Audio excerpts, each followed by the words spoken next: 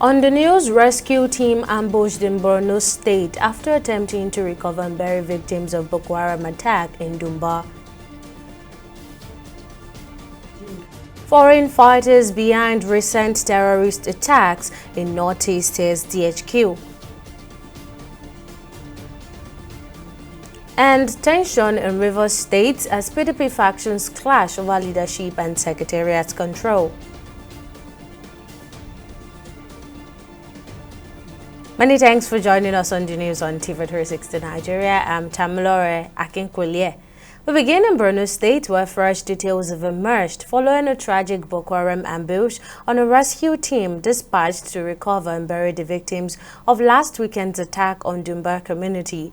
The attack, which targeted farmers and fishermen in the settlement near Chad, claimed dozens of lives. According to a report, over 50 members of the rescue team, comprising community members, hunters, vigilantes, and the civilian joint task force, are feared dead after being ambushed by the terrorists during and after the burial of the recovered bodies.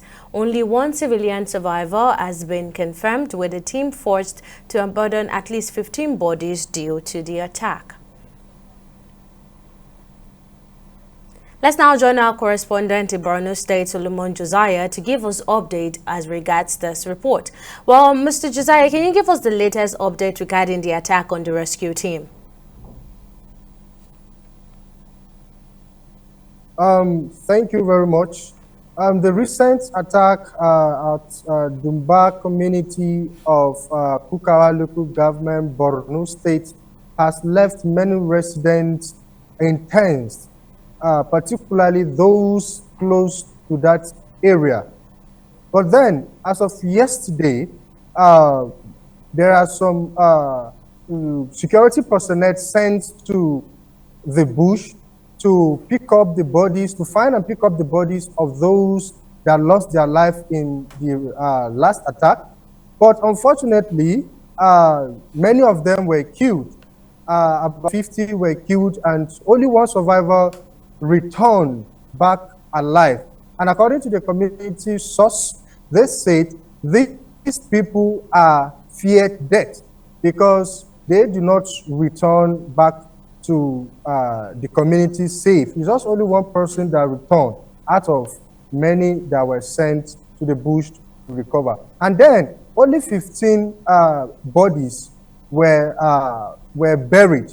According to the source, it says 15 bodies were left unburied, rather, because we have about 40 that lost their lives, and only 15, as the process of them burying these people, the insurgents still came and they attacked the security personnel and killed many of them.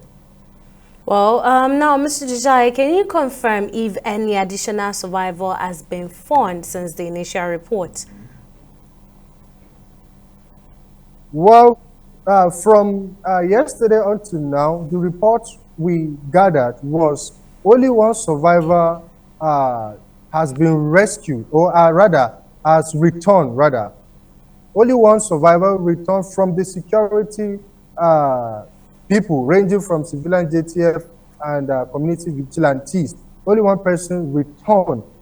But then, according to the source again, it says over 500 women and children are displaced in that community right now. And they find refuge. They are now finding refuge in other communities, in the neighboring communities. And looking at this attack, it is a continuous attack that ripple on Borno State, because all these places, Dumba is known for its fertile ground for farming and fishing. But then this attack has limited the free flow of these activities. All right, thank you so much for the update, Mr. Josiah. Thank you. Moving on, the defense headquarters DHQ was linked to recent surge in terrorist activities in Nigeria's northeast and northwest regions to the influx of foreign fighters from the Sahel region. Speaking at the year's maiden military press briefing, Director of Defense Media Operations Edward Buba revealed that these foreign fighters are reinforcing local terrorist groups aided by collaborators who act as informants. Buba noted that while there have been recent attacks on military bases and civilians, the armed forces remains committed to eliminating insurgency and terrorism in the country. He assured Nigerians that the military's strategic objective is to break the terrorist will to fight by targeting key assets, including logistics, administrative structures, and combat capabilities. There have been some form of resurgence in terror attacks, particularly in the northwest and in the northeast. These resurgent attacks have taken place. It started with Kareto last year in Borno State. Then we've had attacks on Sabungari, as well as Wajiroko, which are in Damboa local government area of Borno State. We've also recorded attacks in Chibok and Goza local government area of Borno State, as well as attacks in Gudu, Ilela, Isa, and some locations in the northwest. I would say that the resurgence of these attacks by these terrorists are attributable to influx of foreign fighters that come in as reinforcement for these terrorists. These foreign fighters are from the Sahelian region, and this situation is made worse by local collaborators that form a support base for these terrorists. They serve as informants reporting on troops' movement to the terrorists. However, in spite of this situation, troops are profoundly conscious of their role and responsibility in ending insurgency and terrorism across our nation. Though we might record occasional tactical setbacks, our strategic objective remains unhindered. Still on security, the National Assembly's Joint Committee on Police Affairs is advocating for the removal of the Nigerian Police Force from the Nigerian government envelope budgeting system, which allocates fixed funding amounts. This push comes amid concerns over inadequate funding as highlighted during the Budget Defense section held on Thursday. The Inspector General of Police, Kayode Egbetokun, revealed that the current budgetary constraints severely limits the force's ability to plan effectively and deliver quality services. Lawmakers argued that adopting a more flexible budgeting approach would enable the police to address present security challenges and improve operational efficiency. Last year, we argued for the removal of the Nigerian police from the envelope budget system. We didn't succeed with that. We would not have been able to achieve all that we achieved in 2024 if Mr. President has not intervened effectively. A lot of time we have had to go to Mr. President and he has intervened. We have been able to assess some special intervention in the course of our operations in 2024, and that really helped us to deliver on our mandates as much as we were able to do in 2024. Otherwise, we depend only on the budgetary allocation appropriated and released to us. And you look at the police wanted 1.8 trillion. The envelope has said, okay, 1.252 trillion will be given to them. But you now take your phone and try to now convert even the envelope, the demand of the police. into dollars, you now say you have arrived at slightly over $4 million US. And what you are getting is also, what you have, the envelope is slightly above $3 million US. Now, are we sure that we are supposed to, at this 21st century, be asking police to spend just close to $4 million US in securing our nations? When I look at this budget, I am worried because the whole world is leaning towards artificial intelligence and using technology for policing. What you have in your entire budget, wallahi, is not enough to implement what you need to police Nigeria. And I think as a nation, we need to really be serious about these things. You go to the Western world, you go to Dubai, you see everywhere, there are cameras all over the place. You barely see, there are police everywhere, but they are not visible. Technology is more visible than even human beings. I would like for you to come up with a holistic, working with the chairman, how you are going to use technology to drive securing our nation. Because this money, I look at what you have for capital. It's a joke. You barely have enough. Because I'm the chairman ICT, and I know you don't have it. And to political matters, tensions gripped Port Harcourt on Thursday as police barricaded part of the road leading to the People's Democratic Party (PDP) secretariat along Aba Road. The move followed report of a planned takeover of the secretariat by the newly constituted acting executive committee of the party, formed after a court nullified the elective executive. While the acting executive committee led by Robinson Nnamdi Ewor temporarily suspended the takeover to avoid a crisis, both factions held separate press briefings asserting their authority. Nnamdi Ewor outlined conditions for the PDP's continued existence in Rivers State, including reinstating the leadership under Governor Siminalayi Fubara and formally recognizing the acting executive. Meanwhile, the Aaron Chukwuemeka-led executives, recently restrained by the High Court ruling, criticized the ongoing court battles and appealed for peace within the party. Still on political matters, the People's Democratic Party (PDP) in Ondo State has announced its withdrawal from the local government council elections scheduled for January 18. In a statement issued by the party's Director of Media and Publicity, Leye Igbabo, the decision followed consultations with party leaders, stakeholders, and the National Secretariat. The PDP expressed concerns over the credibility and impartiality of the Ondo State Independent Electoral Commission, alleging a pattern of double standards and questioning the Commission's ability to conduct a free and fair election. While the PDP had earlier fielded candidates for 15 chairmanship and 131 councillorship positions, the party stated that participating in the polls would undermine its commitment to credible electoral practices.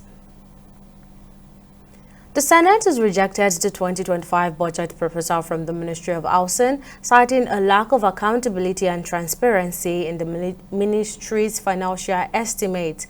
Tension rose during the budget presentation to the Senate committee as Senator Abdul Nengi of Bauchi Central criticized the ministry for failing to adequately defend this budget. This prompted a heated exchange with Senator Jimoh Ibrahim of Ondo South, who argued that the ministry's renewed hope agenda remained on track. Following the disagreement, Senator Tambuwal suspended further deliberation on the ministry's budget and directed them to return on Monday with a more detailed proposal. The Ministry of Housing, even though the permanent secretary is new,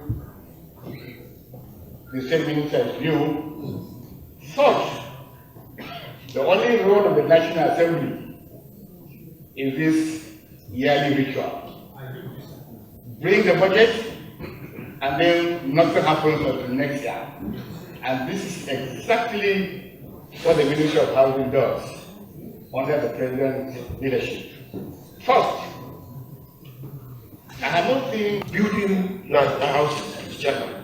We don't acquire land in one day, do survey one day, do planning one day, do approval one day. More importantly, in 20,000 housing units.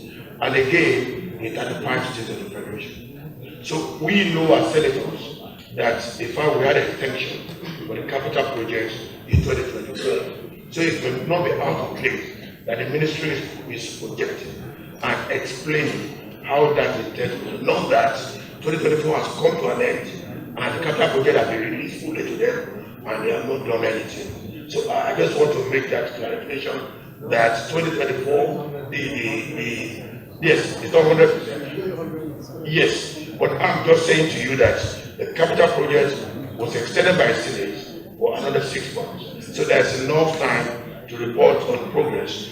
We have timelines from the Appropriations Committee, but we'll get across to them to extend our own timelines. So we'll allow you to go and come back on Tuesday. Keep your documents so that you come back with them. Okay. Return them to, okay, all right. Return them to the Secretariat. Send them now. In Borno State, a young artist has proven that creativity knows no bound. At just 7 years of age, Stephen Balami has captured attention with his extraordinary artistic talent, producing captivating works that go far beyond what is expected for his age. His journey highlights not just his exceptional skill, but also the transformative impact of art in shaping lives and communities. TV360 correspondent Sulma Josiah visited Stephen to uncover the story behind his exceptional gift and explore the depth of his remarkable talent. Stephen Balami's journey into the world of art began at the tender age of 5, sparked by a fascination with colors and shapes.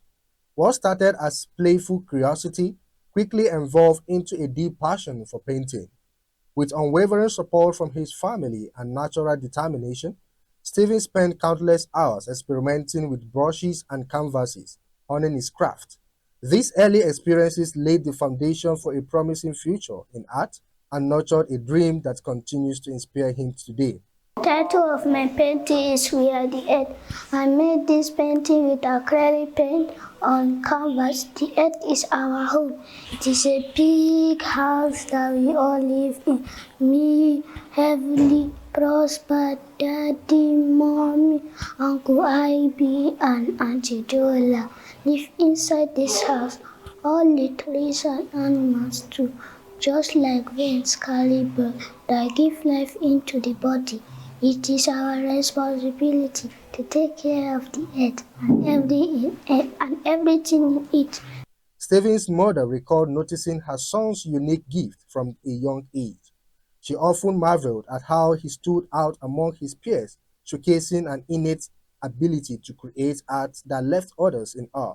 He has passion for drawing when he was like 5 years. Because he used to use pencil with A4 paper, and I used to provide it for him. Even though sometimes we just do rubbish, but I would say, it's fine, it's good. And he would say, okay, he's going to do another one, and we have a lot of A4 paper. Even though I'm not a painting person or drawing person, but I will give him with the pencil, whatsoever he wants, we give him, and he does it. We just encourage him and say, it's good and it's fine. And how we encourage him, we buy all the things he wants, the pens, the brush, the canvas, everything he said they want, we provide it. Stephen's tutor, Jola Ademola, also underscores the importance of nurturing creativity in young minds. She believes that fostering such talents early can unlock boundless potentials and pave the way for brighter opportunities. I believe that every child is an artist, every child is fascinated by colors. And so when I first brought out my paints and my brushes, they were all like, wow, Auntie Jola, how do you do this? How do you mix this and that? And then we started being here and there with colors, painting here and there. We caused a lot of mess, but it's yielded significant, fruits. And then when I saw the opportunity on Instagram for the Ting Art Festival, I spoke to his mom about it, and his parents were willing to support his application. So he submitted the piece which you saw earlier titled "We Are the Earth," and he did a splendid work. Stevens Balami's story is a powerful reminder of the incredible potential within Borno State, a region often overshadowed by security challenges. His remarkable talent is not just an inspiration, but also a symbol of hope, demonstrating how art can heal, unite, and transform communities. His story is not only about art, but also about resilience, creativity, and the promise of a brighter future for Borno State. Solomon Josiah, TV360, Borno. We'll take a break here, but coming up on news now, OPEC says petrol production at Dangote refinery affecting European market. Stay with us for details.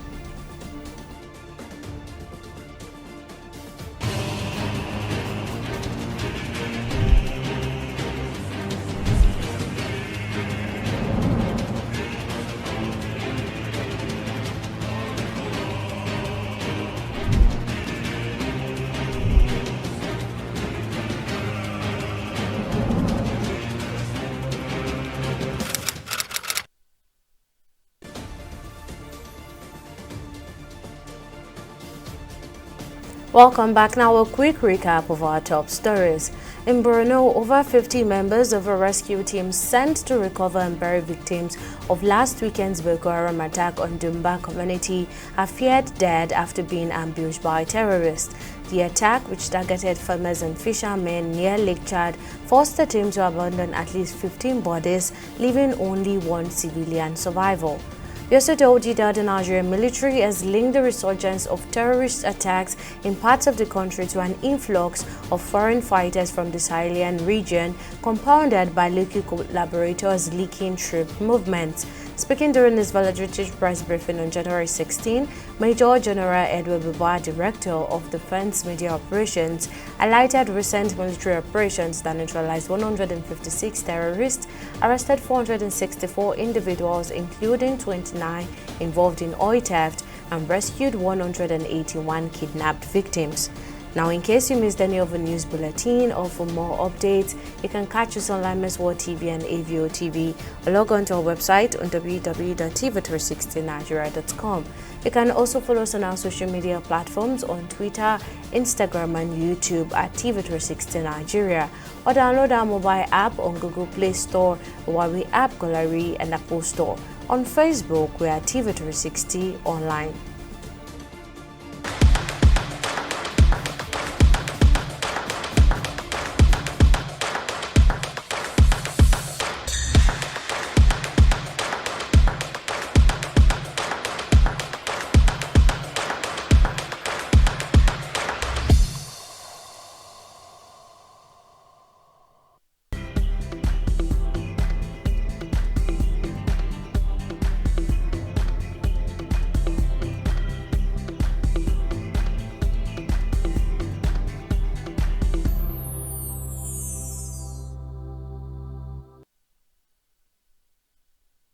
It's now time for business news, and Victoria Conde is on standby. Victoria, what's the latest? Well, Tammy, the Organization of Petroleum Exporting Countries, OPEC, says the production of petroleum products by the Dangote Petroleum Refinery has reduced the importation of refined products from Europe.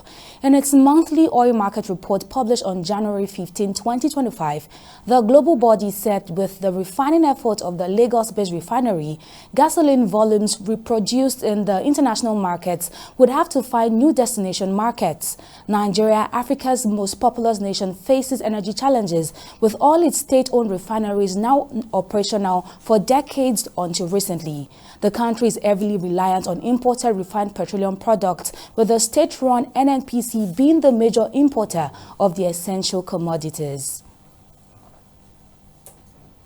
We'll go on a short break now and be back with stock market updates.